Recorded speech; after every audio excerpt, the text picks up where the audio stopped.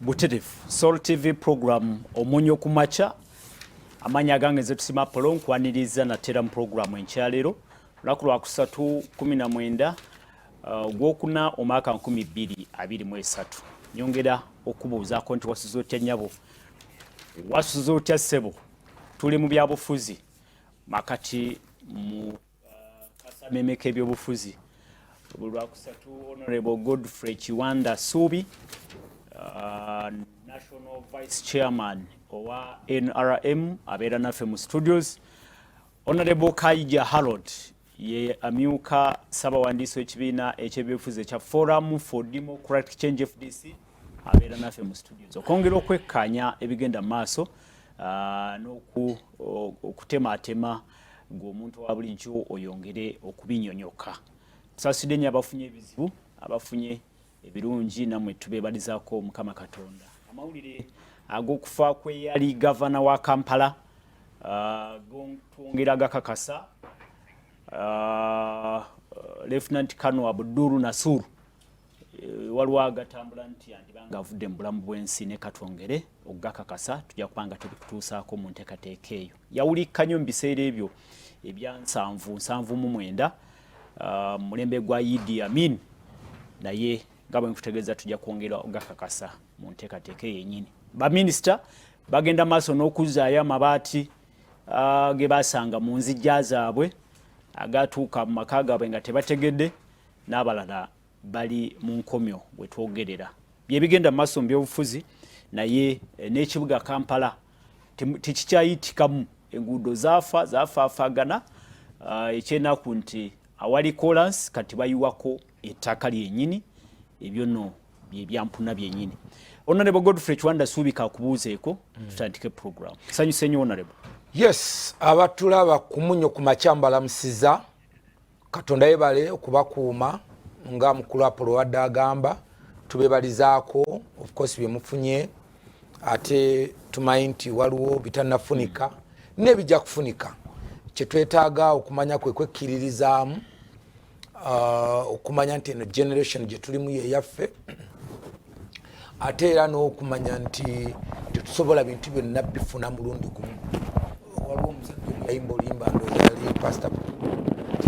olaba abantu balinnya ennyonyi olwayo tolowooza nti esembyeyo wakyayo n'endala ezitali mu factory era nazo zijja okulinnyibwa so twagala okwongera not just kubagumya naye just kubajjukiza nti kisoboka okutuuka ku ebyo obaoliawo byotannatuukako erimu emikwano gyaffe abalimi ate abakozi abali mu byalo manya akanyomero kano mubeerako nnyo nyongera okubajjukiza era n'okubategeeza nti bwe tuba tukola obulimi tetubukola nga abasaagamu wabula tubukola ng'omulimu ate olw'okuba nti gwe mulimu gwe tukola then tugukole n'obuvunaanyizibwa tusobole okufunamu ssente ate tufune of course n'emmere mujjukira nti wano ku salt ekimu ku kye twagamba nti tetulima mmere yakulya ne tufissaako ey'okutunda oba tulima yakutunda ne tulyoka tufissaako ey'okulya mu kiseera kino mulina ekizibu ekyebiwuka omusana bwe gwakamu naddala akasaanyi akalumba ebijanjaala akalumba kasooli n'ebintu byaffe ebyenjawulo of course mukimanyi tulina obifuuyira bwe tubeera nga twetaaga okufuna amakungula agategeerekeka you need to get the right eddagala litegeerekeka oliteekeko finally tulina omusomo guteeseteese eri abalimi baffe mwenna n'abalunzi omwezi ogw'omukaaga tuteeseteese interaction wakati w'abalunzi abalimi n'abakola ebintu ebikozesebwa mu nnimiro either aba importing eddagala lino era aba importing eddagala ly'enkwa ebijimusa aba importing oba abalikola eddagala litukozesa mu nnimiro ensigo n'ebirala tutongere okusoma enkozesa yaabyo twateeseteese enkuŋŋaana 3 enkuŋŋaana 3 olukuŋŋaana olusooka eri abalimi n'abalunzi lujja kubeera kikandwa ku ssomero lya Nakwaya Primary School lujja kubeera nnaku 2 okuva nga 5 naye nga 6 tujja kubeera ku Nakwaya Senior Secondary musomo gwa bwereere eri abantu mwenna abalimi district zonna okwetoolaawo okuva ekiboga Kyankwanzi Nakaseke Wakiso ne Mityana tugenda kuŋŋaanira ku Nakwasi na secondary school okwongera okusoma n'okutegeera ebintu bino bye tukozesa. Ate ng'ennaku z'omwezi 12 ne 13 tugenda kubeera Kalangaalo ku Kisoboka Gardens awo nno ab'e Kasanda ab'Emityana abamu ne district awo yazetolodde tujja kubeera mu Gwomukaaga ng'ennaku z'omwezi 12 era mu Gwomukaaga ogwo tusembe n'olukuŋŋaana olujja okusembayo ng'ennaku z'omwezi 19 ennaku z'omwezi 2 tujja kubeera Bulera okuba nti tuli bannabulera begombolola eyo ate era n'okuba nti bannabusujju Mityana South Mityana Municipality n'abalala bonna abatwetolodde tujja kubeera tugenda kweta abantu bonna abatunda ebikozesebwa mu nnimiro oba ababikola ba interactingeko n'abalimi boogere nabo musome ogende okukola ekintu ng'okikola professional. Tubaaniriza misomo gyaffe ekyo twongere okukugula ku bantu baffe okumanya ekigenda mu maaso n'okumanya nti ekintu ky'okola okikola okufunamu n'okikola okubeezaawo famire yo ate n'okuyimirizaawo obulamu bwo kisoboka. Tweyaza nnyo Honorable Godfrey Chwanda Suubi kisoboka. Gy'ova toyombye? Ewova toyombye. Ewova toyombye. Honorable Kaija. Buza balaba salt. Kwano gyaffe bala salt. Abatava ku programu yaffe njagala okutwala omukisa guno okubala musana ddala bwe tukola obwambe bwa kuno njagala okubayozaayoza byonna bye mutuuseeko njagala era n'okusaasira abo abafunye ebizibu bayitirivu nnyo ennaku zino bakulema n'okujjukira. Mikwano gyaffe bwe tuli mu bwambe juzi twaliko tubadde tukola ekyokusibula abasiraamu engeri gye bali mu kumaliriza ekisiibo kyabwe era ekyenjagala okubeebaza ennyo okusiiba. Gundi Sheikh omu n'atugamba nti omwavu omukisa gwo ogenda mu ggulu si mwangu. Zebo Bible yagamba nti nsiimye abaavu. Ekyo kyali philosophical era gendo kibuuza omusumba Buzongo ajja kubuulira. Nange nabulange bwe nali ndowooza naye nga ababeera mwavu sirika oyingire ggulu. Naye ngenzo kizuula nti kirabika obwavu. Actually abasiraamu bagamba nti obwavu buliraanye obutakkiriza bayita obukafiiri. Kubanga omwavu biseera abeera atolotompa kakati kamba. Era ngamba nnyo abantu nti mukyawo abantu basatu. Omuntu asooka ye muntu akwagaliza obwavu. Omuntu owokubiri ye muntu akuteeka mu bwavu. Omuntu owokusatu ye muntu akuyigiriza okugumiriza obwavu. Abantu abo basatu ate akwagaliza ekomera. Abantu abo balala naye abantu abo basatu bo olwaleero mbadde njagala tubalowoozeeko nnyo. Bantu abo babi akwagaliza obwavu abo kuteeka malaga bugumire dda bayisimanya bwoba tolina ngatto waliwo siba talina kugulu balina bagenda babasomesa oba ate ye abikugamba ate nga ye ayina biki bingi sa abantu abasatu nange oseka bwe yayisomesaako nange ekyo nekigattako era njagala era nabo mu ngeri emu okubaagaliza yidi manye erabika either lwakutaano lwa mukaaga era njagala n'okuyozesa TV n'okuyozaayoza mukadde wange tandikano Dr. KIZZA BESIGYE kenda kuweza emyaka 67 ku Saturday. So nja kupasirwa no ku Saturday njagadde omukisa guno era okutegeeza mikwano gyaffe kankoma kubanga ndawo obudde tuli mu Soul TV program omunyo kumacha. Honorable Harold Kaija ne Honorable Godfrey Chwanda Suubi bali naffe mu studios tujja kwongera okutematema ensonga nga bwe ziri. Nawe osolo twegatako mu discussion egenda maso mu studios ku noti 7 noti emu mukaaga noti 9 noti mukaaga ye namba yaffe ya bulijjo sindika obubaka obuwandiike tokuba simu tubuuze ekibuuzo bino ebigenda maso mu ggwanga Uganda oba bitegeeza ki? Bingi twogedde ku makubo mu Kampala agafuuka empompogoma zennyini awaali kolansi bayiwawo evvu ebyo nabyo byewuunyisa.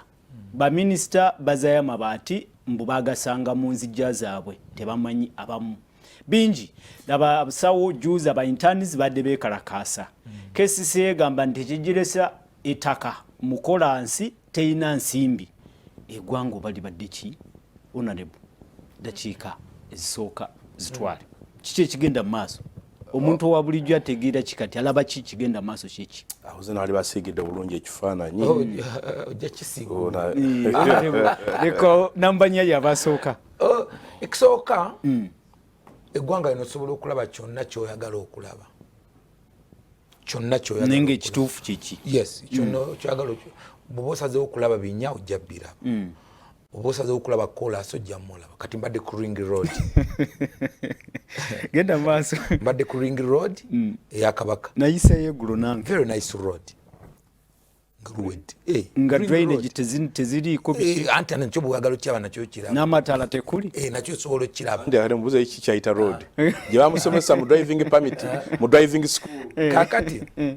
singa ojje waffe nansana ojja kulaba mataala ojja kulaba drainage era omuntu omu alagamba wow enguudo za Uganda nga nnungi omuntu yaliko nansana before Kaija naabimanyi bwe twali nga bwe wali wafaanana and we are today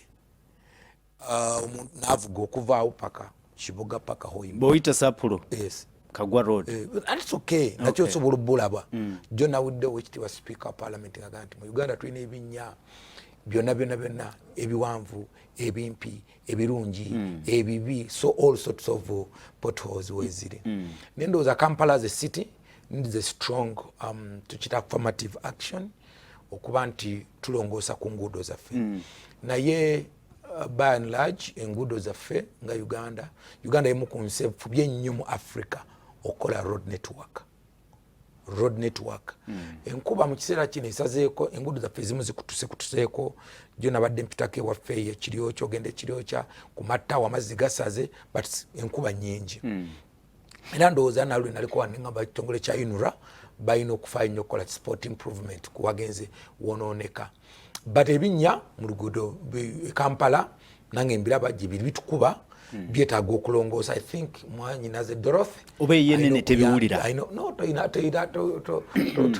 tereeta biwulira naawe biwulira olunaku olumu nali nyumiza muganda wange ono Kaija ne muganda nakyazaako mukwano gwange mu constituency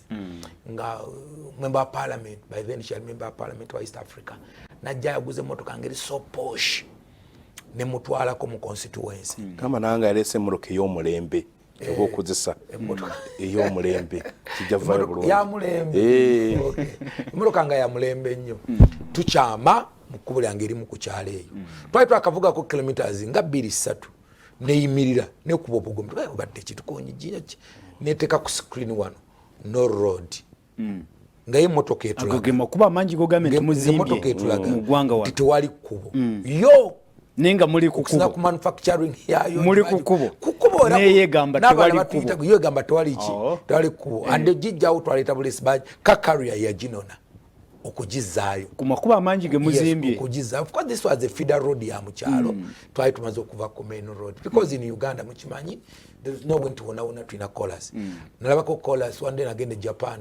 nenjagala okusanga oluguudo lw'ettaka okulunoonya nga lulinga kyabulambuzi bwana faamu zonna enguudo zaabwe zonna za kolas okukyama mu faamu omuntu okwaneka faamu ke oluguudo luno buyitamu ng'ayita era na enguudo za kolas so ng'okusanga oluguudo lw'ettaka lulinga kyabulambuzi ewa but here atula kolas kiringa kya but it's a developing country but of course wanje wakoleddwa enguudo today singa ova wano border almost border to border ovuga okuva wano Moroto Kotido Moroto na Katakwi paka and all these roads are done hita wano genda Soroti Lira hitamu Lira Lega paka Nimule Vawo genda West Nile you know all these roads have been done ne Kampala I agree with you Apollo ntietagama affirmative action Kampala nfu affirmative action yagifuna 2012 iteeka eritonda Kampala Capital City Authority lwe lyakola ki lwe lyatandika okukola ndi musanyufu ku lutawo lw'engozi oluliwo ndi musanyufu ku ngeri abantu gye barespondingamu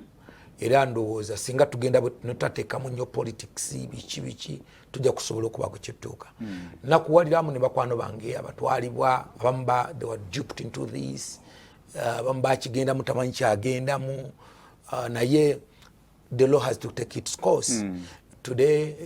mwanyinaze nandutu yagenze ne reporting abamunonyeza for some time naga ne reporting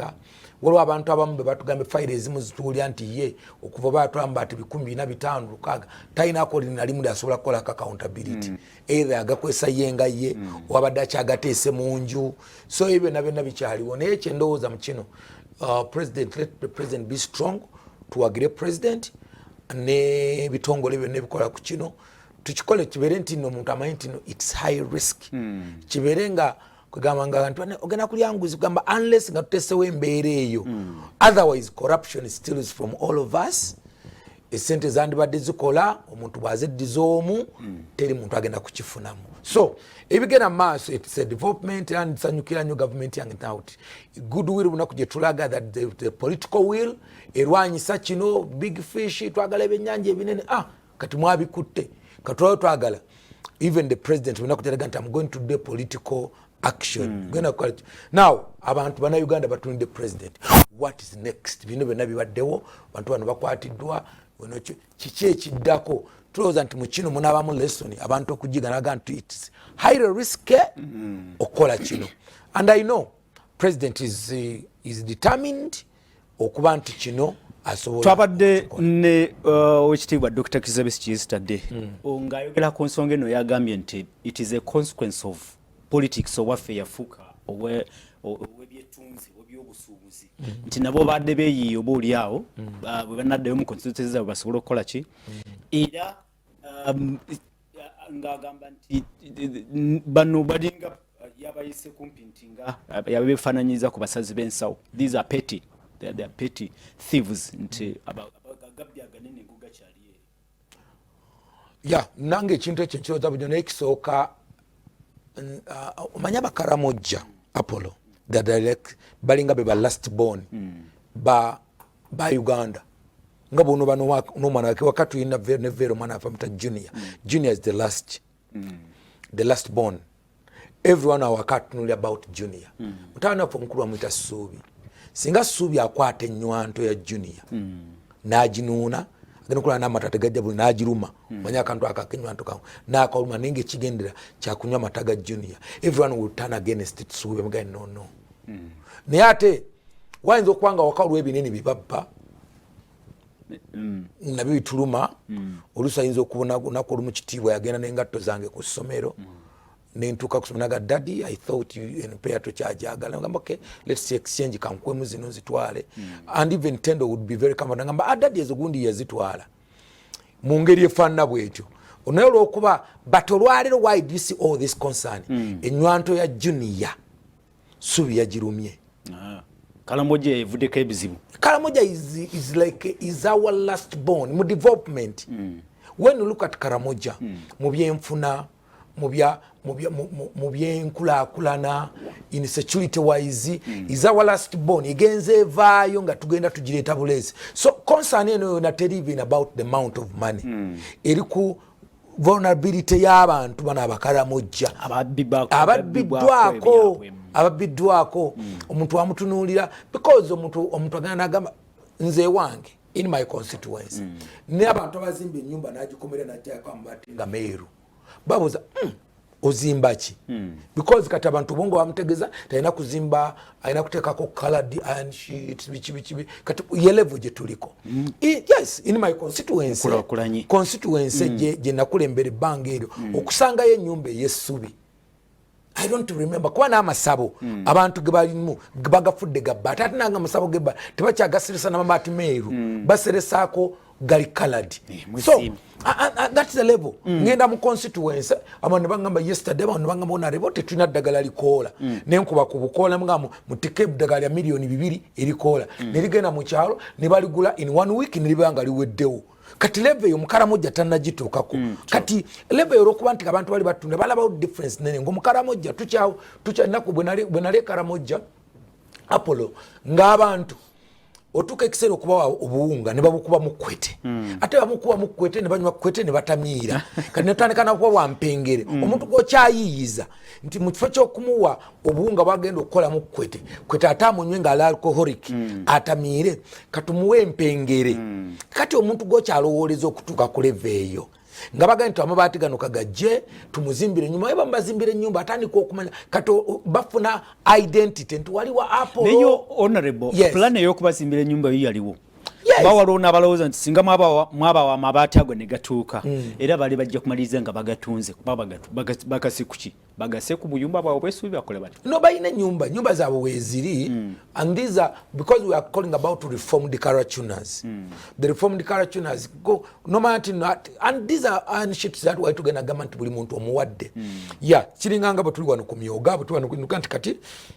oyo ye Kaija ali mu kyalo kyawali ali Karapata ku LC Gundi ye mukulu w'abavubuka kyenyinge je kazimbewo ku nyumba abantu bali nti okay nyumba y'ibbaati beera bweti ekala mojo osobola okutambula da whole sub county no sango jeko mu katawuni akatono oyinza okusanga obuyumba obw'ebbaati nenga awalla wonna okwetoola obuyumba bwe kiso kyovola nti omuvubuka ono olw'okuba talina permanent place egyabeeramu awaka mwangu nnyo okuvawo n'agenda ku luguudo n'akola byonna byayagala so okay that school of thought yinza okubaawo nga bwe tugamba wano nti abantu tubagabira ensigo omuntu ensigo nagabako ku nsigo mu 7th parliament nga nsigo government natandika kugula nsigo nze natandika okugula ensigo nga njitwali abantu n'enjibawo niyo abantu amu ngo bawe ebijanjalo ne babyozaako ebijanjalo n'abyozaako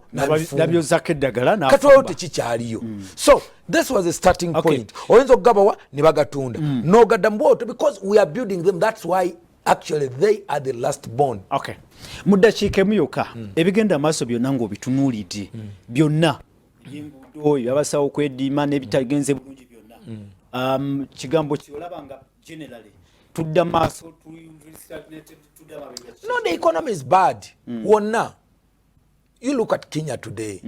what are they going through tebalina na mmere bamala tebalina na mmere bali ku street wano afa abantu tebagenze ku street chuvola wale nebo nolanga bane tugenda ku tewala we are moving ane watu ekyo mukiso mulungi banna Uganda ne watu yimiridde bamanyanta waliwo bus stop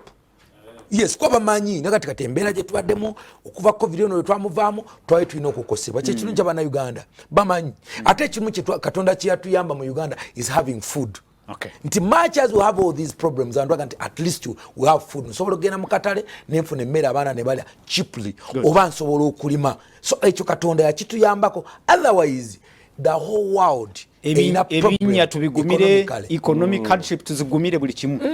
tusobola okuzigumira naye n'ebinya bigenda okujja obijja mu luguudo oluba lwakoleddwa naye nange waliwo kintu kyengamba n'enguudo zino engeri muzikolamu nammwe ba-engineers mulina okumanya oluguudo tulukola tutya okumala mwaka gumu myaka ebiri nga luweddewo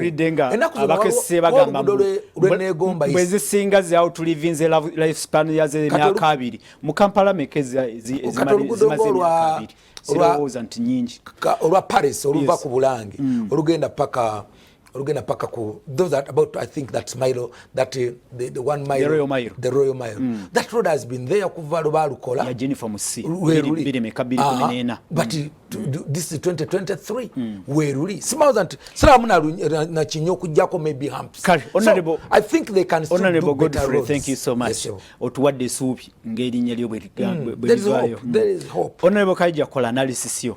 diagnosis actually ebigenda maaso olunaku lwajjo twabali ne press conference Dr. BESIGYE yadde addressinga yadde ayogerako eri eggwanga engeri ebintu gye bitambula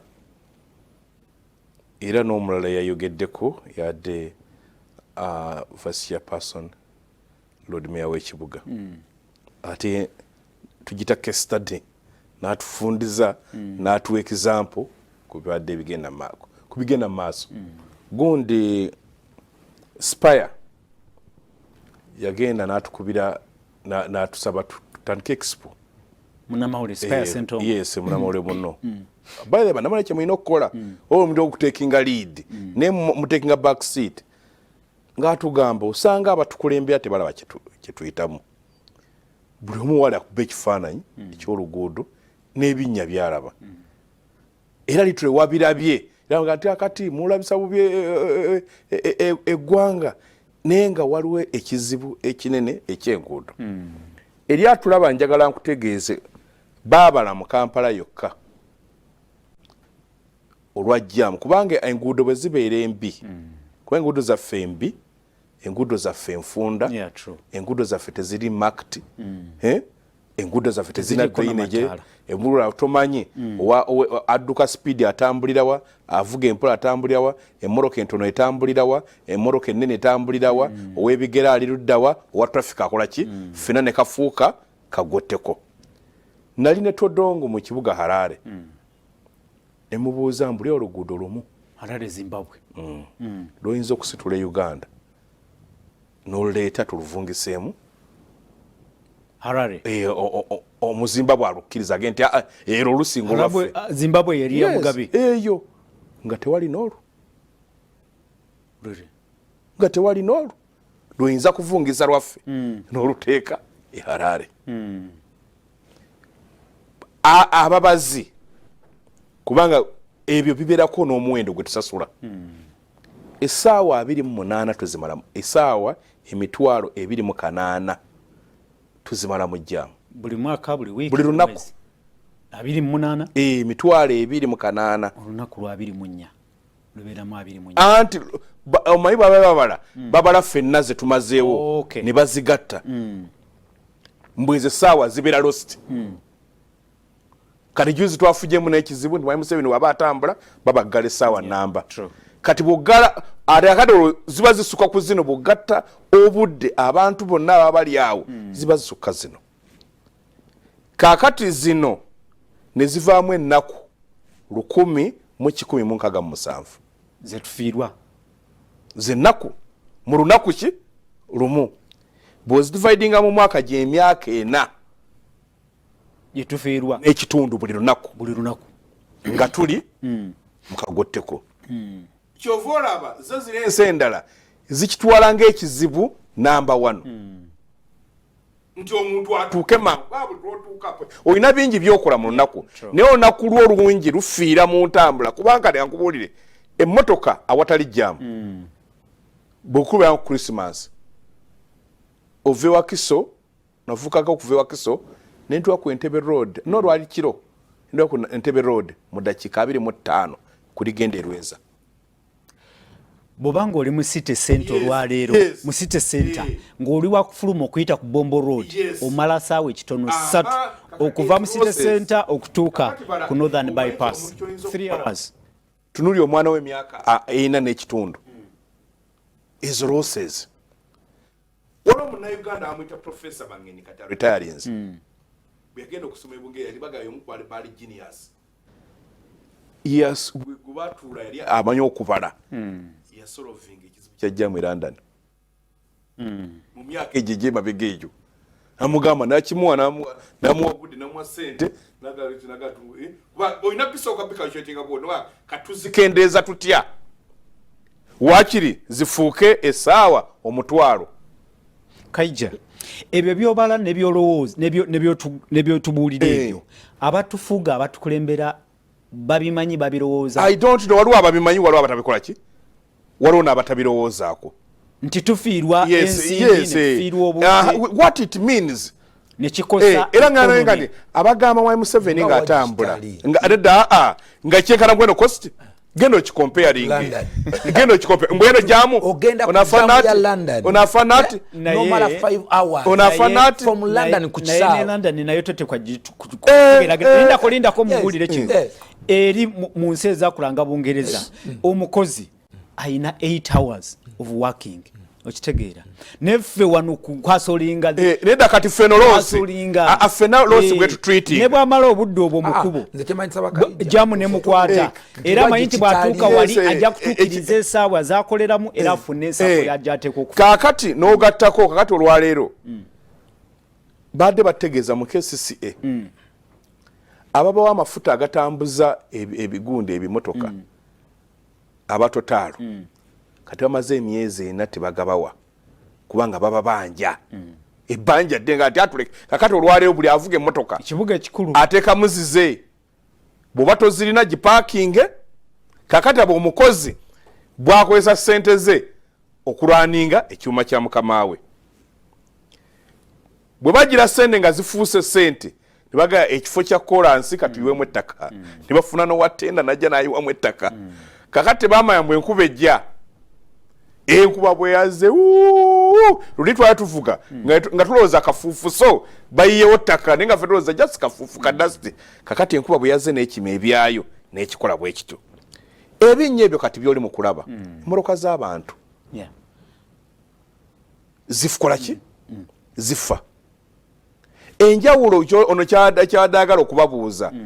enguudo bazikola bwe batyo n'enkya badde naluli badde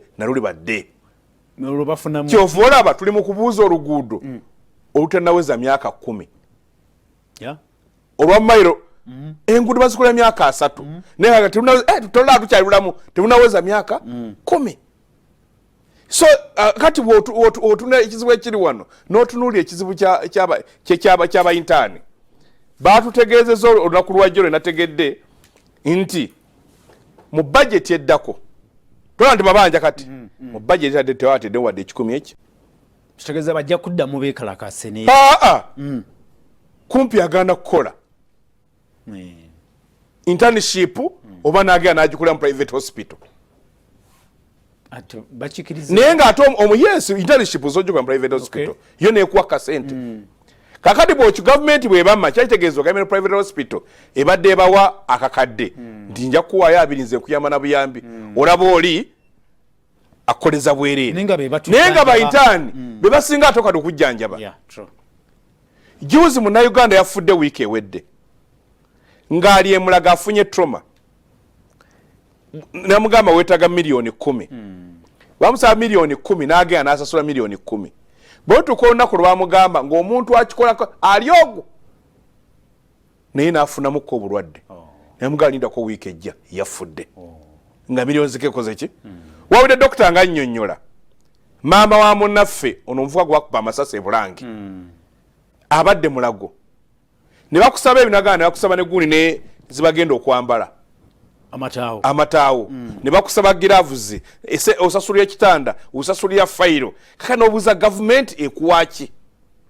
kati baba intaneti ogenda kubawa basenior doctor senior medical officers ababa supervising bamaze ebbanga nga tebabawa sente zaabwe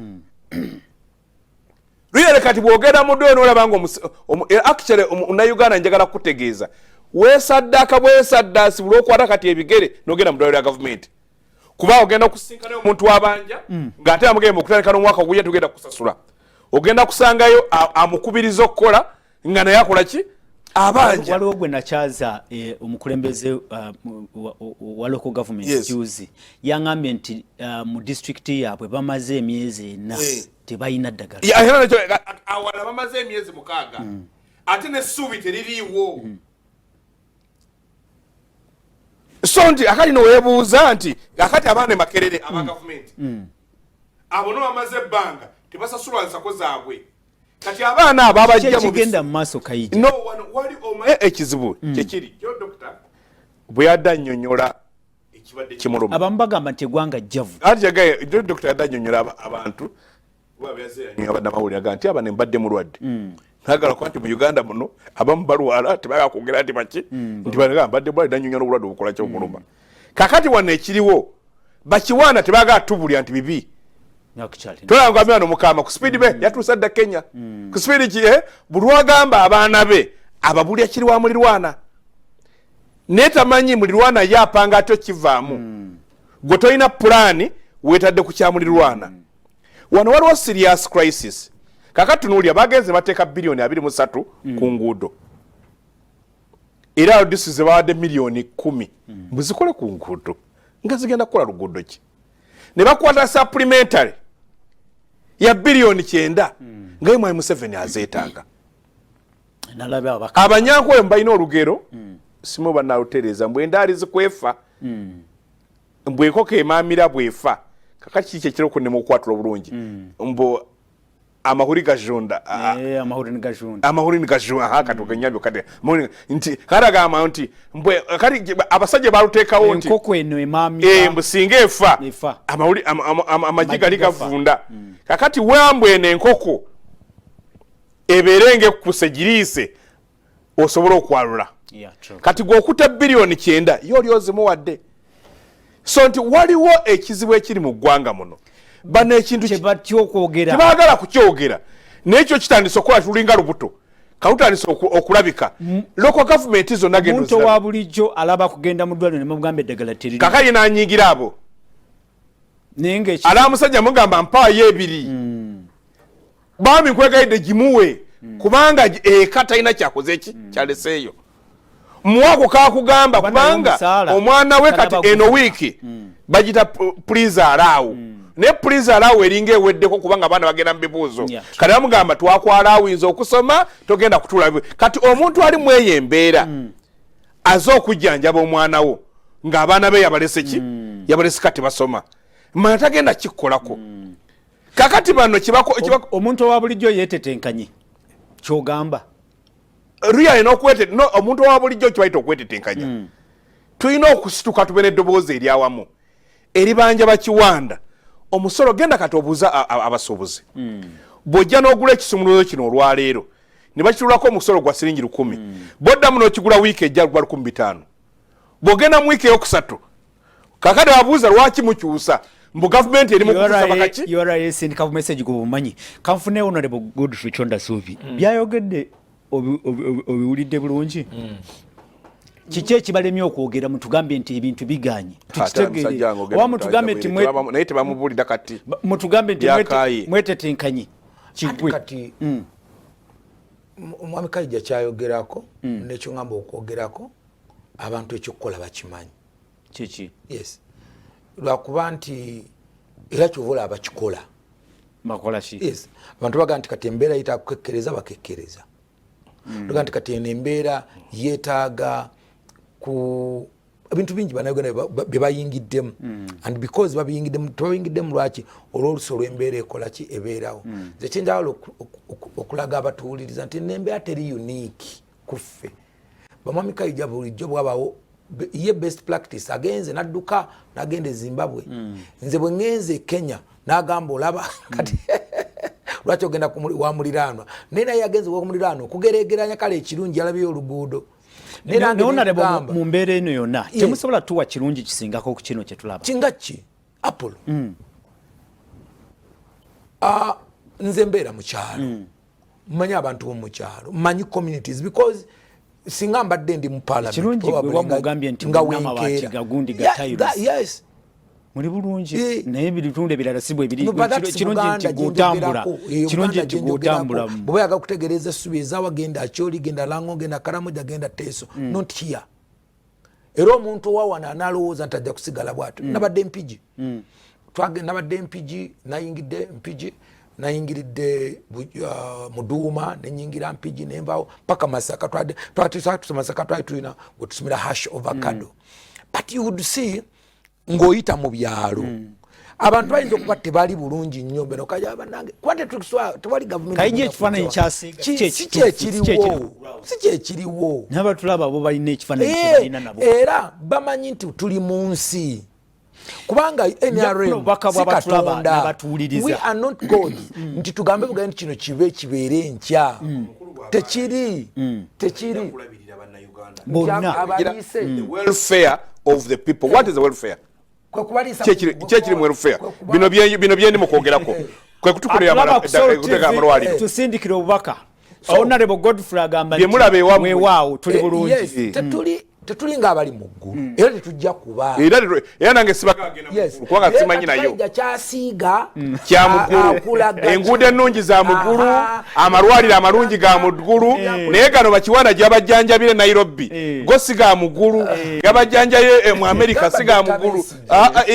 akwesa sente ze nemwe muli mu gavumenti yali badde ali wano zimuluma badde ali muno hitakola si muliminga gwe gwakadikokola kati nange kinini kyobagamba bantu Dr. Besigye jajja ezimutwana zimujjanjaba bwajjanga wano ku TV jabatugamba ekyo nti bane mukole we muti namwe bajja kusobola bajjanjabire Nairobi naye ye bajja wana kwa lamentation ye bwalwalamu nagenda e London kakati fe twagala omuntu ajja kati fo musoro gwaffe lwaki tukolere ddwaliro nani kyo muntu nedda njaga kikolewo ki anti agenda okulala lemero alinda affe ng'abalaba mulinzi affe kakati mwami Kiwanda tugambe nze mungendekerawo kuwa omusolo sigenda kuddamu banja kyeni mu kubanja manja musolo gwange oyina maid gwaleseeka n'omugambo oyagala esaati nganjoze kati bw'osanga zidduka toyomba boyombo bamubi oyagala emmere bakole ki oyagala abaana babanaaze kubanga ekitu ekibayita abakozi gavumenti kati mwe muli bakozi baffe mutusaba sente zaffe ntuzibawa mutukolere enguudo netazisangawo mutukolere amalwaliro tokasayo temutuwa Honorable Kaija obubaka bw'obunondooza bwanukula ggwe ye Farouk Alinakawa. Government, thanks for the show. What we know is that when the budget is ending, every government sector eats the remaining money. Now UNRWA is waiting for new money to work on the roads. So it's not new to have potholes in roads. We are talking about Farouk. Tuli mu kwogera quotas. Nti omwaka bwe bagugwako gwa government. Eziva n'omwaka ogwedde. Bino ebinnya bye twogerako tebabisimye na nsuululu lunaku lwajjo. Nti mweno last quarter. Twogenda ate buli quota ebirako allocation n'ebyokukoleramu teri quota gye bagamba mweno si yakola Faruku omunakkiriza abantu bababbe mu budget eyo anti agezi bazakulya si bagambye buli quota ebeera neki imbu bazabalya buli nebyo bakola kali yalowooza kituufu Faruku ekituufu kiri nti waliyo abantu abalya abanoonya ebyabwe mu byaffe. That's also true. Abanakola oluguudo leyemu n'agirya n'akola kya. I think Joseph enogundu gyaje tuliko Seremba Joseph ali mu bindi abuza Kiwanda agamba Seremba Joseph agamba nti mbuuliza mwami Kiwanda lwaki nga MP bwe balwala ebiseera ebimu tebakiriza kufuna bujjanjabi wano mu ggwanga naye basalawo okudda okufuna kuba bamanyi abasawo babanja abakulu abali mu gavumenti kamala tebesiga ggwanga lyabwe mwami Kiwanda anziremu ekyo mutawana nti nga Dr. BESIGYE yabaga nti yabadde bakujjanjabi waba Nairobi obawa omuntu abanga bwe mulwala nga ba minister ffe tusasula omuntu abanga mukwata ku nsimbi ez'awo omusolo yesikuzammwe eggwanga ne mukitulekera kati kyali mu kugamba anti kati kinange kyenkugamba naye nakyo kuki kinagambye ye Dr. BESIGYE gyazijja ezimutwala okujjanjabibwa ebweru emessage eyo tuba tujagala nnyo naye gwe kasooka nga Dr. BESIGYE abeerawo for the last 20-30 years dule yaziwa no ku Soroti okuyigiriza abantu this is the way I've made money ekyo takyogerako uyakulaga buvunanyizibwa bwe government teyina bitongole ekya information and national guidance waliwo muna-Uganda kyebayita social corporate responsibility ete ya buli muna-Uganda social corporate responsibility erimu corporate governance andi gyolese olese ya buntu nekyo ekigambo kyokozesa social corporate responsibility eyo terminology ereberako ne budget so munne tebajja buziba ti tuina ministry ya national guidance ne information njagala nkola kiveno gyolaba mwai Bujingo nga ajitekawo pastor Bujingo nga ajitekawo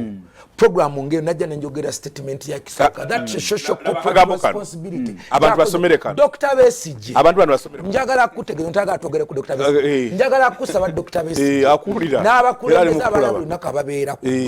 twagala olunaku olumu Dr. BESIGYE ajje wanagambe this is how I've made money. This is how I've built myself. This is how I can even go for abroad. Nenkola ne treatment nensobola okwejjanjaba. And Dr. BESIGYE tabeeranga konti abadde mwangu. He has made money from here. Nze mmanyi babadde wanayogera naffe alina abantu bangi bajja okukyusa okusinga okujja wano okuvumirira okusinga okujja wano okukola lamentation buli mulundi singa ffenna tuvaayo ndugamba no we can change this. Mwami Apolo enguudo zaagaana n'ekyenjojo mu byalo tewali sebo government eggwanga lyonna boda to boda kyenjojo byayogerako ono yani mutuufu amanya Jones incident zetufunye ekyenjojo amanya Jones ali ekyenjojo okujonga ekyenjojo wasembayo olulala ekyenjojo action oga ekyenjojo genda football 6 km zilingana ebinnya ebiri awo toyimanyi mwendo sagala kugenda na mubendo ekyenjojo about a month ago. No, because honorable abakulu tusigaze dakiika ziri 3 zokka muzigabane Kaija way forward no ekintu ekiriwo nti bannayuganda nja kubategeeza nti nga mbadde mpa mwami Kiwanda ekyokulabirako bw'oba oyina abantu b'okozesa mu kampuni yo awakaawo mu faamu yo abantu abo bawe ebikola ffe tubibawa mu foomu ya ssente emisolo era abantu abo otabagambako oba n'otabalagamba osobola okubagoba olaba ng'omukozi ajja ssaawa zayagala n'akola byakola kibyayagala nga bw'obikola eyo gyokolewo ne gavumenti bw'oba ogikola twetaaga tusukire mu ddoboozi eryawamu tubagambeko olaba olw'ensanyukidde abasuubuzi baabano wano kye badde mugamba basomere bagambye kubanga basasula ki kubanga tusasulira ngo kakati babasuubuzi beby'amalwaliro wiiki ewedde nalusibye mu galaji era ng'oli mu kusasula ki obukono bwakutuse otuuka n'okulowooza nti makanikawo mubbi so nga si mubbi enguudo mwoyita nfuuki nzibu Kiwanda leero yazenga defense lawyer bulijjo ate abaddenga lawyer ow'abantu alagaga nuba nange gavumenti mulimba leero ageerero muli batuufu simanyi lwaki alabika vero ku TV taliiko nenja kuba mpereza vero ka message kwegayidisaako so n'olwekyo nti bannayuganda njagala kubategeeza bano abasajja batute gundi ate okugera n'oluzungu lwesanyo okuganya oluzungu Buganda batutenga nga abataliiwo for the right yes for granted bannayuganda musituke mubanje okay honorable Godfrey Chwanda Suubi simanyi oba wekubye mu mutima nofunamu nti mutekwa kubako kyemukyusa amangu nnyo n'embiro munnayuganda oba oli awo afune ekyo ekimugwanidde the biggest solution oba ekyokuddibwamu ekisinga obukulu mu bino byonna betuliko kiri ku nyingiza ya maka enyingiza y'omumaka kyeta household income household income yesobozesa Dr. KIZZA BESIGYE okuva wano nagana jjanjabibwa yesobozesa mwami Kaija okeera wano n'ateekamu najja wano olwaleero ffenna ng'abakulembeze abantu bebawulira tusooke tuteeka amaanyi ku bantu ku nyingiza y'abantu eyawaka. Government, yes, can fix the infrastructure, take a wengudo, take a masanyalaze, take a chino, but now, even when about webiri, nenga abantu bayina nyingiza ya waka, bija kuba webiri, but still people bajja kusobola kubi enjoyinga. Engeri okabantu basobola okunyumirwa engudo zetukoze, obengudo zetugenda okukola, amalwali wadagamu galimu daga tegalimu. Okimanyi by the way, jodabira nti abantu baavu kwe kusanga essomero lya UPE galimu abana 2,000. Okiriza nti kati tuli baavu. Abujo osanga niye wani waffe wano mu Buganda. Kyengambo maze n'okiriza tuli baavu. Abantu gye bali abaavu ne Yesu yabalekawo. Okay. Naffe tujja balekawo. Era bajja kukola emirembe n'emirembe. Teragenda gante abantu bonna bagenda kugamba. Nedda abaavu. Naye it's your choice. Ogamba nti nze obwavu mbukoye because obuwanguzi basalawo busale tebujjanga lukisa. Bano balinga bagamba nti omukisa gujja kugwira olonde ekya. No. Mu mannyago. Bagaye basalewo musuke onde chempa manyago olonde dola nga teyezinze basebo ne banyabo bano bamami Kaija bagamba tebiriyo. Okay, Honorable Godfrey Chwanda Suubi tweyanzege. Honorable Harold Kaija tweyanzega. Tulaba ku Soul TV Paul Wanyaga message njirabye Jule USA message njirabye mwena mwebale nnyo nabayino kola omulimu gwawe mu gukole. Tugenda bye mizanyo Jeffrey Mugerwa ne Abel Kitaka bebaddako. Doza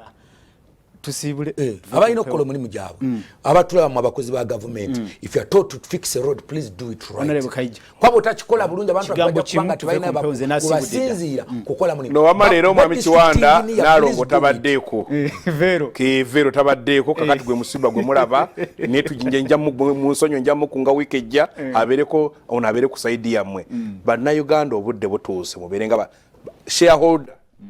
kubanga ogwo musolo gwo kubera munnayuganda yeshare zotekako nkusaba osituke mubere bulungi mwera